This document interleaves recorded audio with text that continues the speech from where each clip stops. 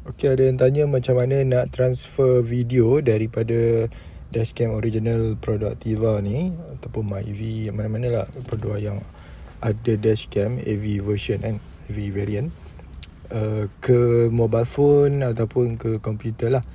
Okey, untuk pengetahuan semua, dashcam ni tak ada Bluetooth lah. Dia tak boleh directly transfer ke phone. So you all kena keluarkan SD card. Dia ada SD card kat tepi tu. By default dia akan bagi SD card. Yang ni saya dah upgrade kepada 32 lah. Asalnya dia 16 gig saja, saya beli yang 32. So korang boleh tekan kat tepi tu, keluarkan SD card tu, and then masukkan ke dalam phone. Kalau Android dia ada slot untuk SD card kan, so masukkan and then you terus boleh pilih video dan download lah. Tapi kalau phone tu tak ada SD card slot, memang kena gunakan komputer. So gunakan SD card reader and then pilih video dan masukkan dalam phone balik semula lah, macam tu. So leceh sikit lah.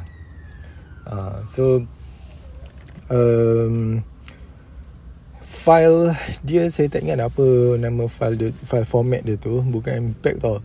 So kalau misalnya kita tak boleh nak play, korang download software VLC player, so dia boleh play, ataupun you all convert dulu kepada file yang biasa macam MP4 ke AVI ke MOV, yang boleh play lah. So itu sajalah cara yang simple.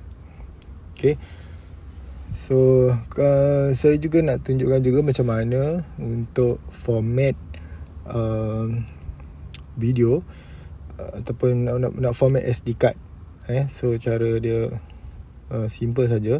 Sebab hari ni sebenarnya hari yang terakhir saya gunakan Productiva ni. So saya nak format memori dia supaya orang yang beli kereta ni dia tak tengok lah video-video yang ada dalam ni. Jadi senang je, korang tekan M, iaitu menu. Lepas tu tekan anak panah turun tu kan, down tu cari perkataan format. So format ni tujuannya untuk kita erase semua video secara total lah. So bila korang tekan dekat format tu, dia akan tanya confirm ke kan, and then korang tekan OK lah kalau korang memang nak format. So lepas format tu boleh try check dekat album tu ataupun dekat gallery tu ada tak lagi apa-apa video. Tekan yang gambar play tu, apa ni, logo play. Tak nampak, kata dah tak ada video dah, tak ada video file. So maknanya semua dah kosong. Okay, so jangan lupa buat langkah ni kalau korang nak serahkan kereta lah kepada pembeli baru. Sebenarnya saya ada buat video khas untuk dashcam ni, untuk semua function yang ada dalam sebuah video yang komplit lah dalam YT, dan saya rasa saya dah upload juga dekat TikTok ni juga.